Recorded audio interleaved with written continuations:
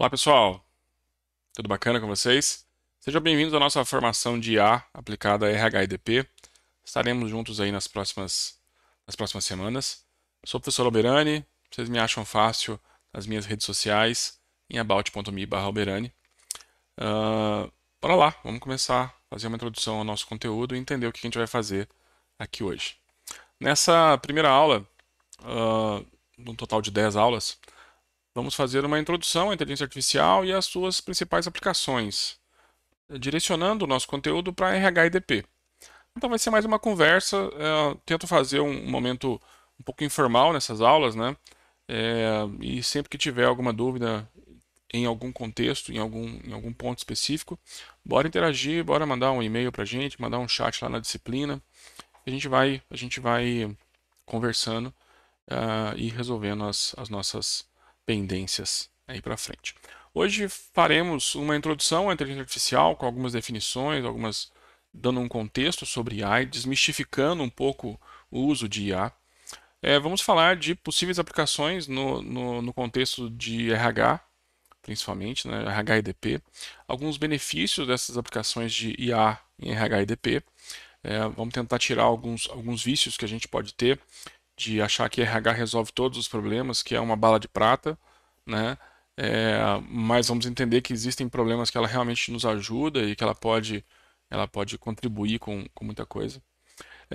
Vou reforçar muito com vocês em muitos momentos sobre desafios éticos na aplicação de IA no RH e DP.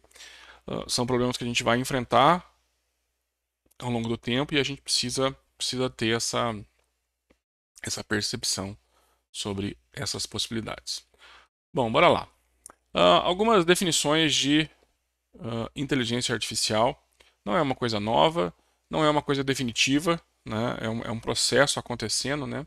Mas basicamente IA é a capacidade de uma máquina ou sistema de computador de realizar tarefa que normalmente exigiria uma inteligência humana para poder processar isso, como reconhecimento de fala, tomada de decisão, resolução de problema e aprendizado. São coisas que a gente, até pouco tempo atrás, a gente achava que isso era exclusivamente de seres humanos e alguns animais, né? Mas, estatisticamente, a gente já consegue reproduzir esse comportamento um, e aplicar isso em massas de dados. IA não é uma coisa nova. Lá em 56, 1956, muito, muito, muito tempo atrás, no Dartmouth College, já foi definido o termo, né, dentro de um artigo que definiram o termo de inteligência artificial. Naquele momento eles já pesquisavam, já conseguiam desenvolver modelos matemáticos que tivessem algum tipo de previsibilidade, enfim. Então é uma coisa que já faz muito tempo que estão pesquisando. Agora, nesse momento histórico, eu pessoalmente acho que 2023 é um marco importante para a IA. A gente passou a ter ferramentas com potencial comercial bem interessante e a gente tem principalmente capacidade computacional para poder resolver grandes problemas. É o caso do ChatGPT. ChatGPT não é uma novidade para quem está pesquisando. Esse modelo de processamento de linguagem já existe há bastante tempo.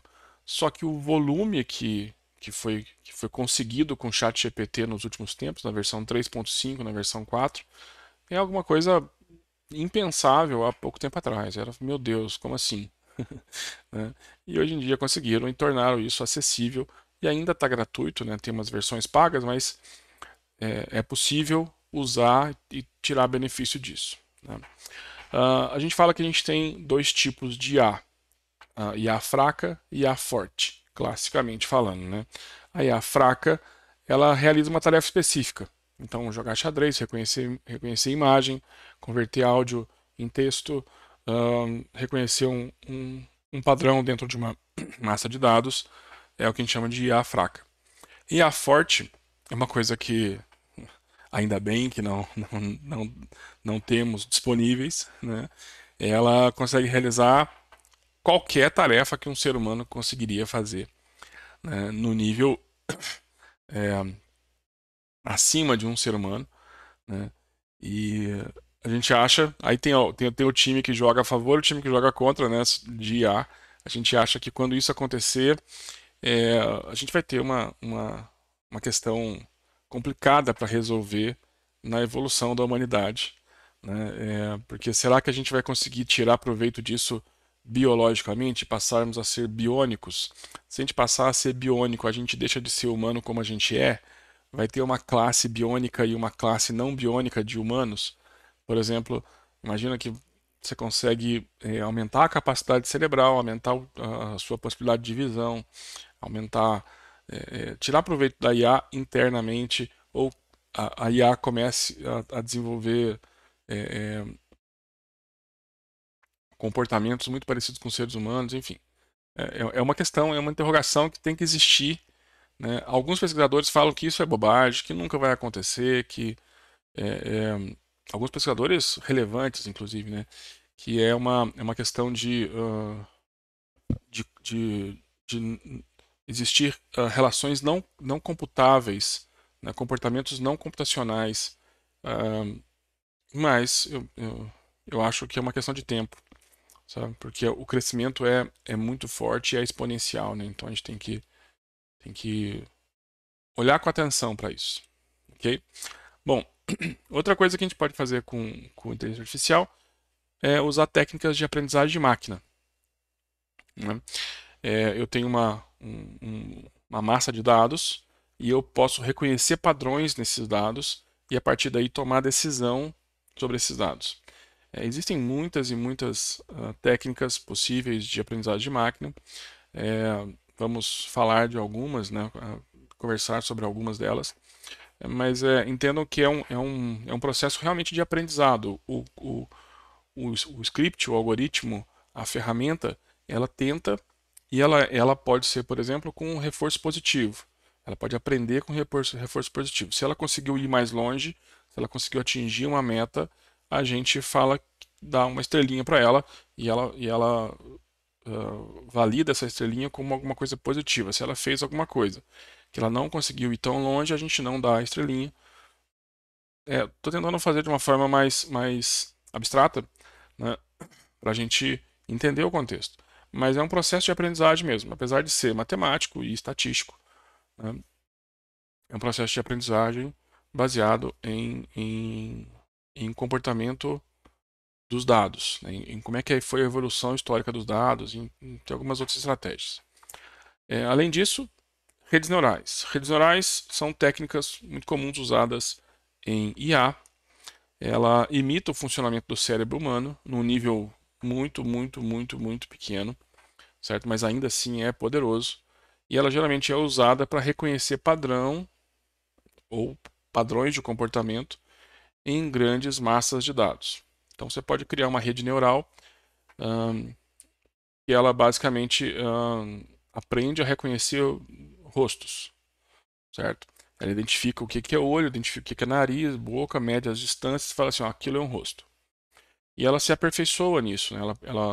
Você pode juntar redes neurais com aprendizagem de máquina para que a rede neural vá se adaptando o tempo todo nisso, né? E você pode desenvolver uma outra rede neural. Imagina que uma rede neural que reconhece o rosto é um bloco, uma outra rede neural que destaque o cabelo do rosto, né? Ela pode ser excelente em reconhecer cabelo, reconhecer o couro cabeludo de uma pessoa sem precisar reconhecer o rosto. E eu posso ter uma combinação dessas duas. Então eu tenho uma rede neural que reconhece rostos e cabelo. Para, por exemplo, eu aplicar um filtro de Instagram. Quero fazer um filtro e esse filtro vai reconhecer o meu rosto. Ótimo, então ele reconhece rostos bem feito, mas reconhece também cabelo. Aí eu posso aplicar maquiagem ou posso trocar o cabelo usando esses filtros. Então é muito comum a gente usar ferramentas que a gente acha que não usa, não tira proveito de IA, mas lá internamente, na hora de treinar os modelos, eles tiraram proveito. Eles aprenderam a fazer esse reconhecimento, né? Algumas aplicações possíveis de IA, né, que estão acontecendo agora, que a gente está já tropeçando com elas aí, né? Carros autônomos. Eu tenho uma filha de 9 anos. Eu tenho a impressão que ela vai ter que escolher aprender a dirigir ou não, certo? Porque ela vai ter a opção de não precisar dirigir, porque os carros vão dirigir sozinho, sabe? Daqui, sei lá, 10 anos, 15 anos, né? É, tenho a impressão, sabe? Vai ser muito comum, né, a gente ter essa facilidade. Assistentes virtuais, né?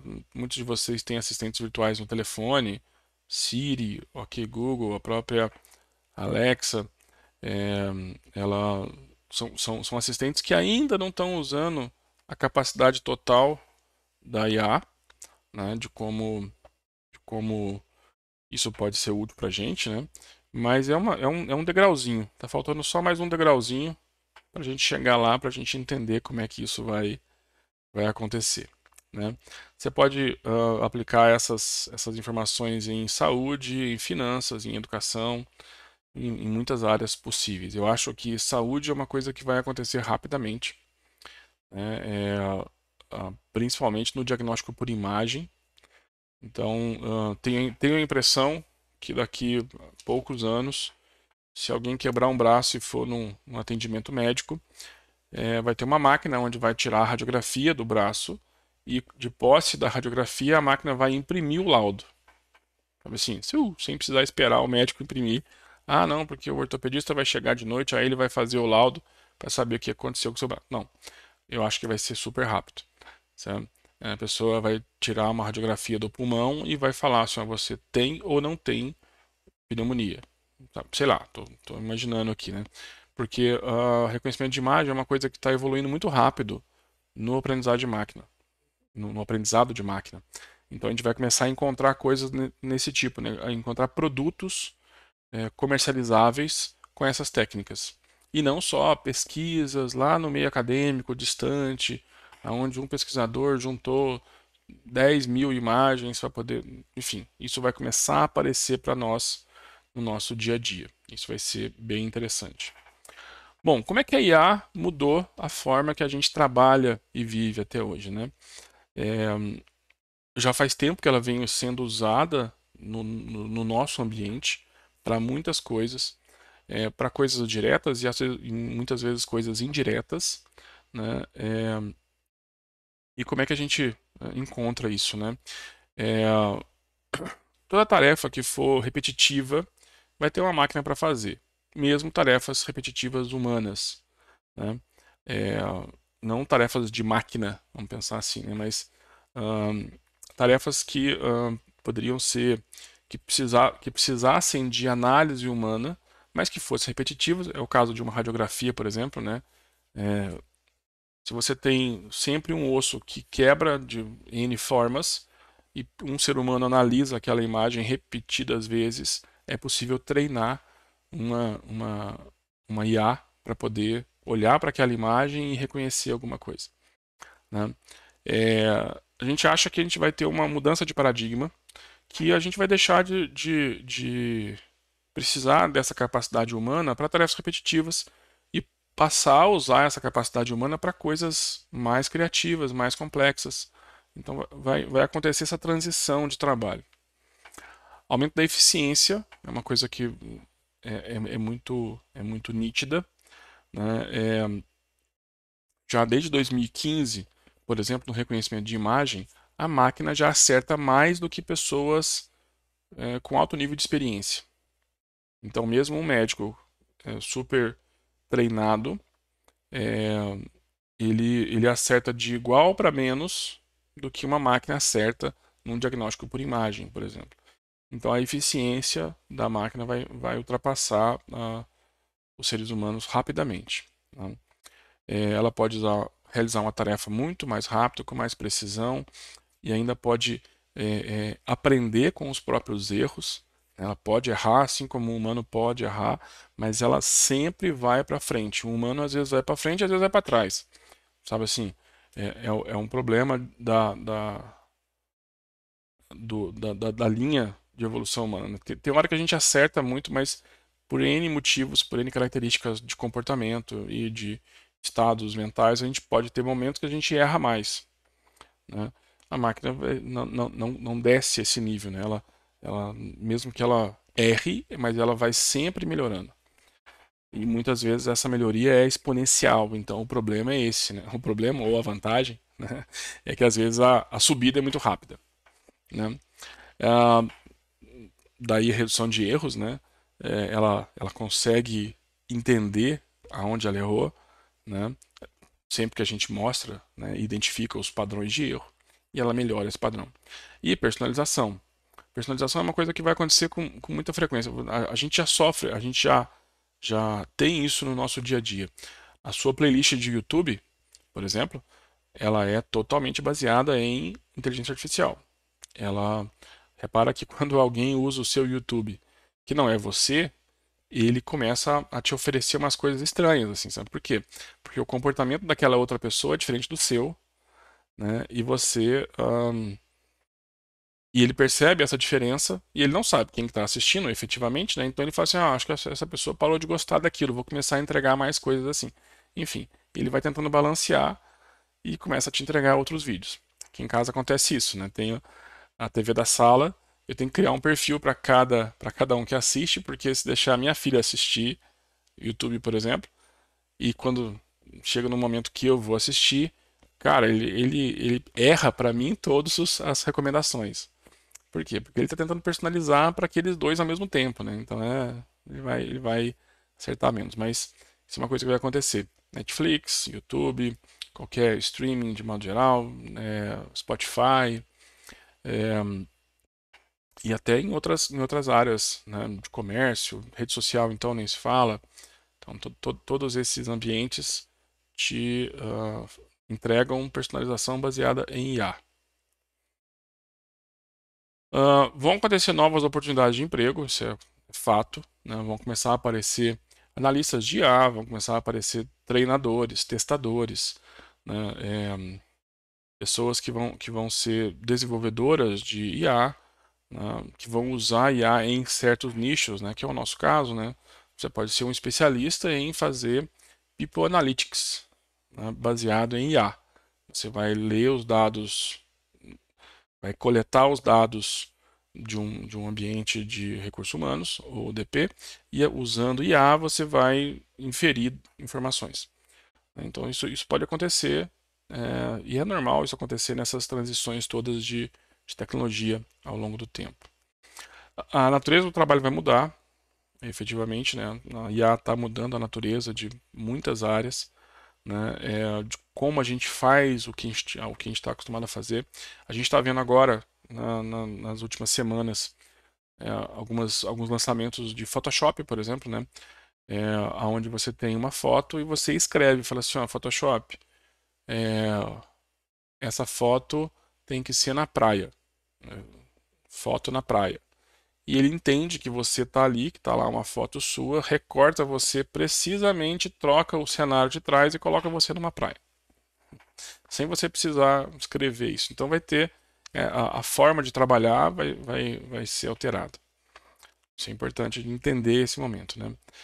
Ah, muitos impactos na sociedade, né? Como educação, transporte, saúde. Isso a gente vai perceber essa mudança nos próximos tempos. Isso é bem rápido. Alguns fundamentos da IA, né? O que é aprendizagem de máquina? É um subconjunto de IA que envolve treinamento de algoritmo para reconhecer padrões em dados e tomar decisão com base nesses padrões.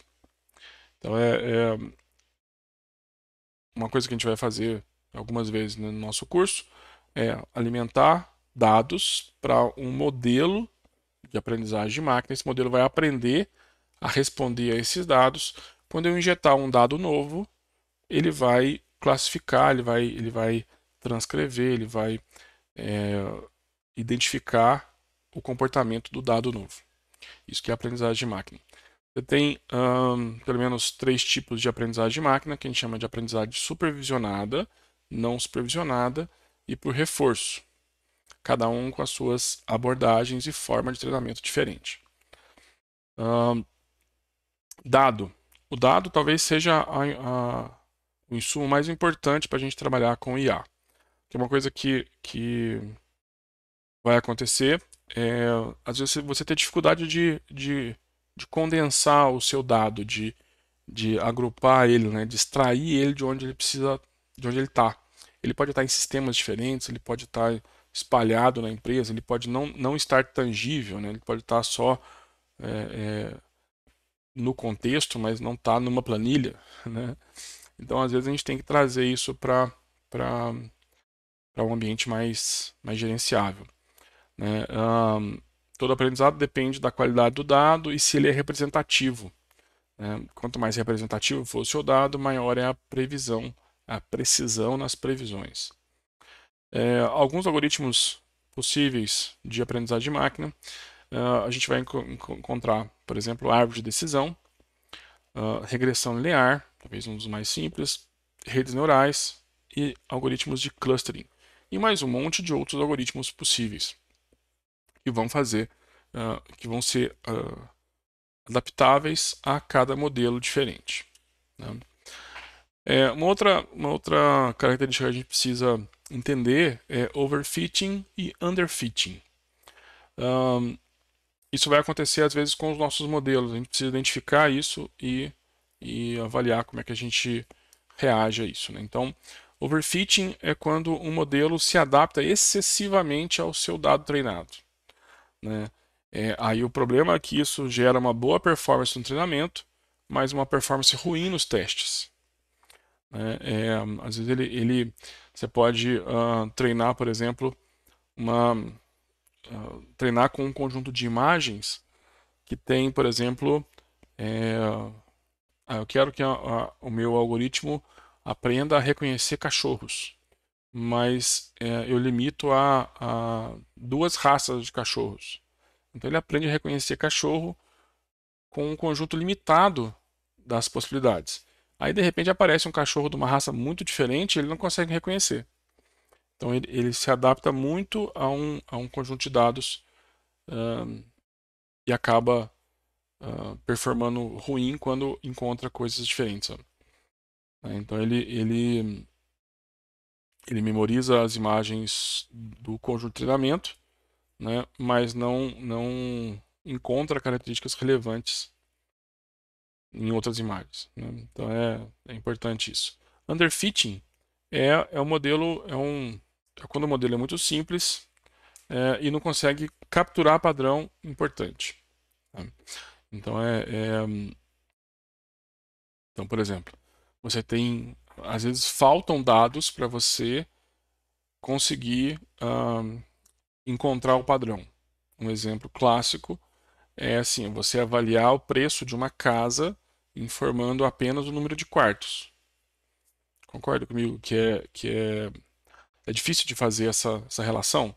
Só porque uma casa tem tantos números de quartos não significa que ela tem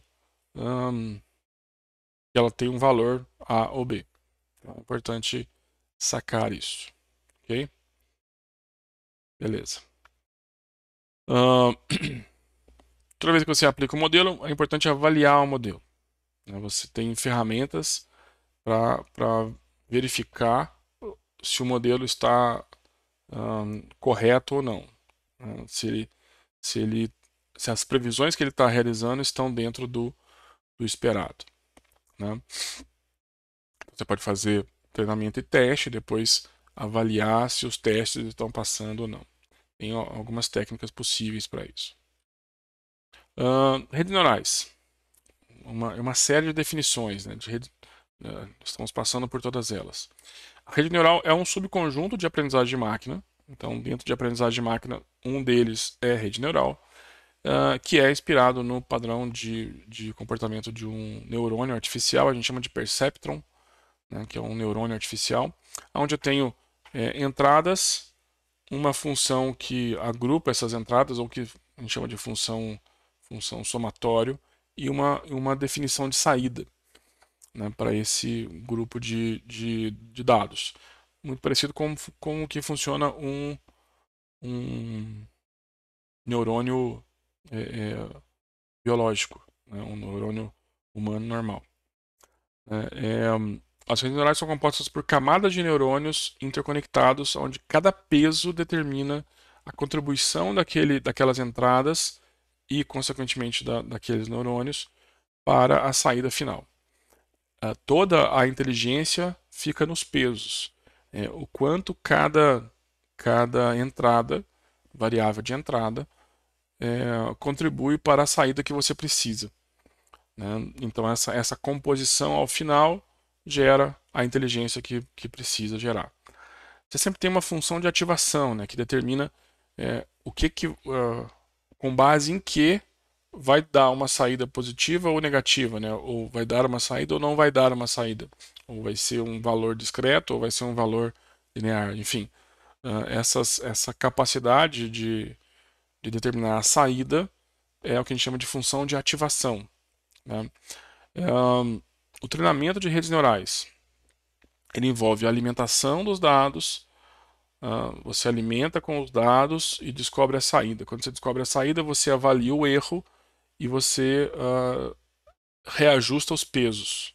Aí você faz de novo a entrada, descobre o erro, descobre o ajuste que tem que fazer no erro e reajusta os pesos. E você vai fazendo esse loop o tempo todo até os pesos gerarem um erro pequeno. Quando os pesos gerarem um erro pequeno ou não gerarem erro, fosse 100% de acerto, é porque você tem uma rede treinada. Ok? Mesma coisa com rede neural, você tem overfitting e underfitting. Você pode fazer ela se adaptar muito ou pouco para o seu modelo. Né? Tipos de redes neurais. Vocês vão encontrar redes neurais que a gente chama de feed-forward e redes neurais recorrentes. E também redes neurais convolucionais. São formas de organizar as redes. Né? Você pode ter, falei no começo, né? Você pode ter uma rede neural que identifica rosto muito bem. Você pode ter uma que identifica cabelo muito bem. Então, se você fazer uma rede alimentar a outra, você passa a ter uma composição de redes, e essas composições podem mudar, e mudam os nomes. Ela pode ser recorrente, pode ser convolucional, mas isso não é o objetivo nosso. A gente só precisa entender que existem e como que elas se aplicam nos nossos contextos. Aplicação de rede neural. Você pode trabalhar com processamento de imagem, com processamento de linguagem natural, com reconhecimento de padrão. Tem uma gama muito grande de possíveis aplicações de redes neurais. Um outro tópico que a gente deve passar em algum momento, né, é processamento de linguagem natural. Não é uma questão recente, também já faz muito tempo que se pesquisa sobre linguagem natural, que é quando você fala em uma máquina de escuta ou quando você escreve e a máquina produz voz para a gente entender. Né? Então tem as duas possibilidades. Os componentes basicamente da linguagem natural é a análise léxica, análise sintática e análise semântica. São os mesmos conceitos lá de estudos de linguagem humana mesmo, né? Então fazer análise léxica, sintática e semântica são coisas que a gente já viu lá no ensino médio, né? De fazer análise sintática, por exemplo, né? E a máquina faz a análise sintática, pega a frase, descobre o sujeito, predicado, pronome, nome, verbo, identifica os elementos da frase e a partir daí entende o contexto da frase. Né? Análise léxica identifica e extrai o significado das palavras, né? Palavra, frase ou um texto total. Análise sintática identifica a estrutura gramatical da palavra, né? Identificação de sujeito, verbo e objeto. Análise semântica atribui significado a um conjunto de texto, uma frase, por exemplo, ou a um parágrafo. Aí sim talvez a mais abstrata delas, né? Que ela entende o contexto. Esse contexto geralmente é definido por conjunto de palavras que representam aquele contexto. Modelo de linguagem, a gente tem formas de escrever, né, e representar um modelo, né, de forma que a gente consiga, é muito parecido com o que o ChatGPT faz. eu aprendo como uma frase normalmente é escrita, e com base nas palavras que vão sendo geradas, eu gero as próximas. Com base na recorrência da próxima palavra em relação à anterior, ou todas as anteriores, eu vou gerando as próximas. O ChatGPT costuma usar isso, né? A gente chama de modelo de linguagem. É uma das formas de gerar isso, né?